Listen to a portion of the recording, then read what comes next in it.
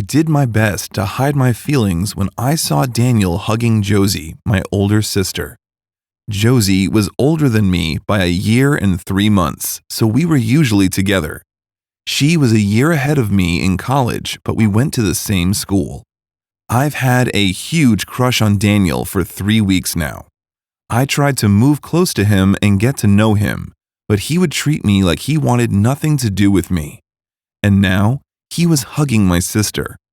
Judging by how tightly they were hugging, I knew they were more than friends. I sighed as I walked to my class. Everyone on campus usually got shocked when they discovered Josie and I were sisters. "She's so pretty," they would gush, implying that I was the ugly one. It hurt each time I noticed people were comparing Josie and me. I knew I always fell short of their standards. I was chubby and short, barely above 5 feet, whereas Josie was tall with slender limbs. Her dark hair always looked like it was shining, next to my nest of mousy brown hair. I had never had a boyfriend, but Josie, on the other hand, went through boys like it was her favorite pastime. She was notorious for breaking hearts. She dated guys and dumped them after getting bored with them. It made me furious every time. Josie was so self-absorbed and never seemed to care what others felt. As I walked past Josie and Daniel, I saw Aiden, Josie's ex. His fists were clenched tight and he looked like he was vibrating. He caught me staring and took a deep breath, closing his eyes. I merely shrugged and continued to walk. Aiden fell into step with me and I looked at him, wondering why he was bothering me. I remembered when he was with Josie. She treated him like her servant. Aiden was always doing something for her. He would buy her gifts, surprise her with packages, and hung on her every word. "Your sister fucked me up pretty bad," Aiden said, shoving his hands into his jean pockets. I made a non-committal sound and hoped it was enough to get him away. He looked at me and said, "You're actually kind of pretty. Must suck to be in your sister's shadow." This time, I couldn't help but talk. "It makes me so furious." Aiden nodded like he understood perfectly, and then his eyes lit up. "How about we get back at her?" I frowned and asked him what he meant. Before he could reply, I saw that my class was starting. I promised I'd see him after my class, and he got my number. Aiden's words were all I could think about in class. If I understood correctly, he wanted us to go against Josie, some sort of revenge. The thought made me smile. It would serve her right. I ignored the tiny voice in my head telling me that I was being a horrible person. I saw Aiden after my class and suggested we go to a quiet place to talk. We went to a cafeteria and ordered some coffee.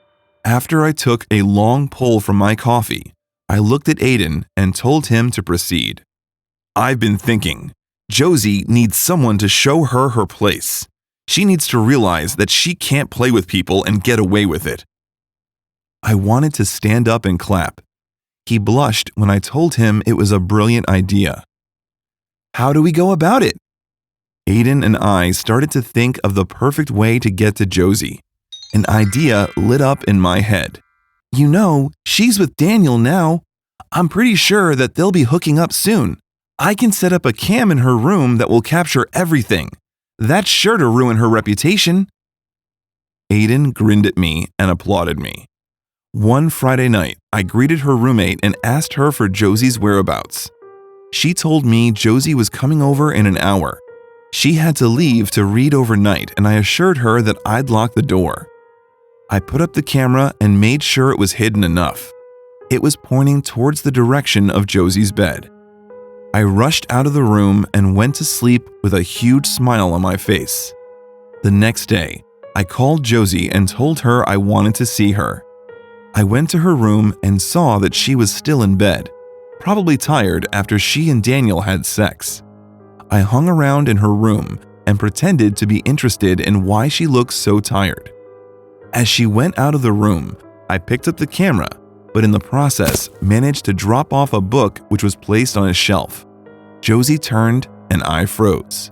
"You fucking bitch! What do you think you're doing?" She lunged at me and I ran. Josie chased me while running short of breath. "Do not upload it!"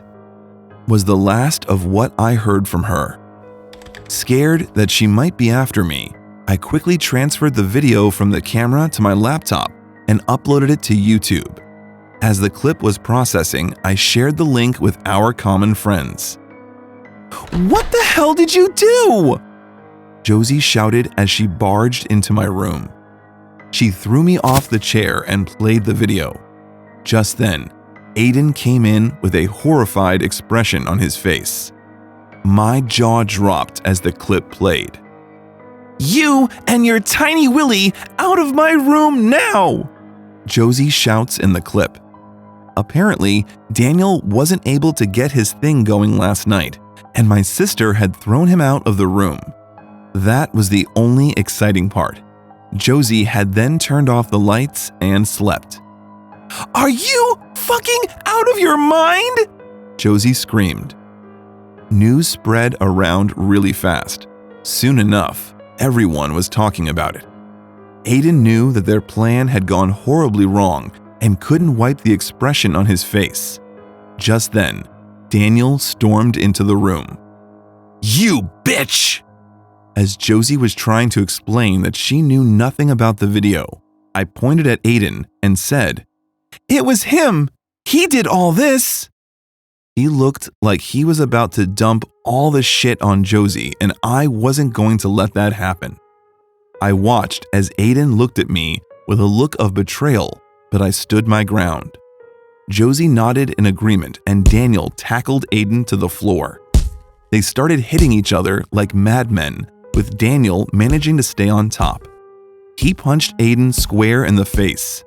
Josie and I were screaming for them to stop, but they didn't seem to hear us. Daniel was visibly enraged and Aiden was no match for him. Aiden covered his face with his arms, unable to dislodge Daniel. By the time the security came to break up the fight, Aiden had a split lip, a black eye, and bruised ribs. Josie and I played victims and the council believed us. Daniel and Aiden got punished for fighting in the dorms. Even though Josie was mad at me for trying to set her up, she forgave me after I protected her and we became closer than before. Did you enjoy the first story? If you did, I would love it if you would subscribe to the channel. Oh, if you want your broccoli to be served fresh, then don't forget to hit the bell icon. Keep munching. As I ran out of Grab and Bite, the fast food shop where I worked as a waitress, that evening the sky rumbled a warning. I'd gotten beaten by the rain the previous day and I was not going to allow that to happen again. Not if I could help it. It was just like every other day with blaring horns and people bustling down the sidewalks trying to beat the rain. I crossed the road and jumped into the first cab I saw and hoped I got home before the downpour. "Hello, Anne. Your sister was involved in an accident." She sounded more like she was asking rather than telling me. She sniffed and continued, "I'm now in the hospital with her, City General." Our mother had always been a quiet woman. She became even quieter when our father died of prostate cancer. It was during my sister's third year of college, before Allison graduated and landed that high-paying job, before she started living a lifestyle that was the exact opposite of what we grew up talking about. "I'll join you soon," I said, ditching my last search for keys and heading towards the stairs. There was a time when I would have been the first person to be called. Even though I was older by 21 months, people thought that we were twins. My sister and I did everything together. It was just us two that our parents had. We knew everything about each other, and we talked about everything. Allison had always been the smart one and the outgoing one. Since we were young, she excelled in her academics, and we were all proud of her. I was proud of her. I was never too interested in books, and when Allison asked me what I wanted to become, because she had decided what she wanted to become, an accountant, I could not utter much more than that. I just want to be, and it was the truth, I just wanted to be the Anne that was not known. The girl that could just blend into any crowd and no one would notice. The girl that had no distinguishing feature, so it was not a very difficult decision to choose Allison when our parents told us in my final year in high school that they could only afford college for one of us. They were really sorry, but the debts were too much, and it proved to be the right decision because as soon as Allison graduated from college, she landed the job at the big corporation. Just at 21, she had a lot of money and she paid up the debts. She became very proud and stuffy. Every time I tried to see her, she would give me one excuse or the other. Her Instagram page was full of pictures of her in exotic places or buying something new. It made me so envious. But Allison didn't care about me at all. While Allison was in college, I realized that no matter how simple I wanted my life to be, I still had to eat, needed shelter, needed to wear things. So I did menial jobs. I started with cleaning jobs at train stations, restaurants, motels. Then I got a waitress job at a bar through a friend from high school. The pay was better, but I could not keep up with the atmosphere, so I quit.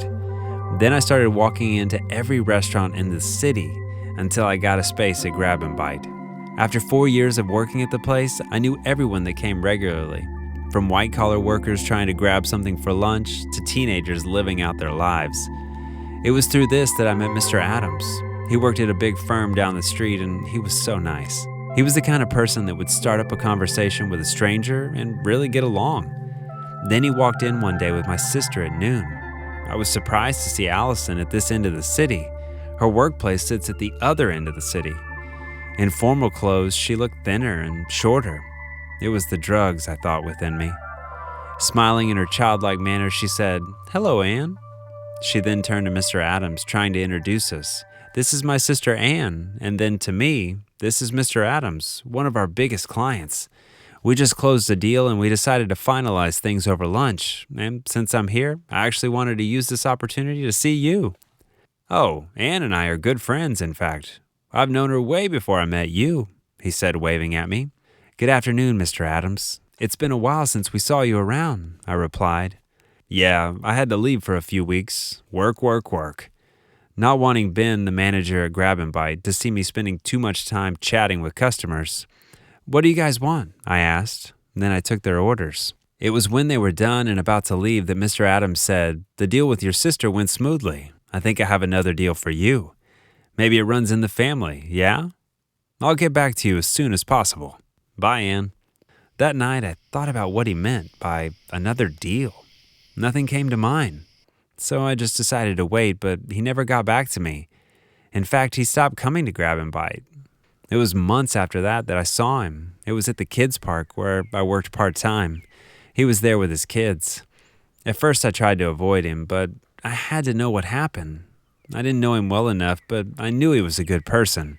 When I finally walked up to him and asked him, he apologized for not getting back to me and said, "I was thinking of opening up a place like Grab and Bite, and I thought you could manage it for me.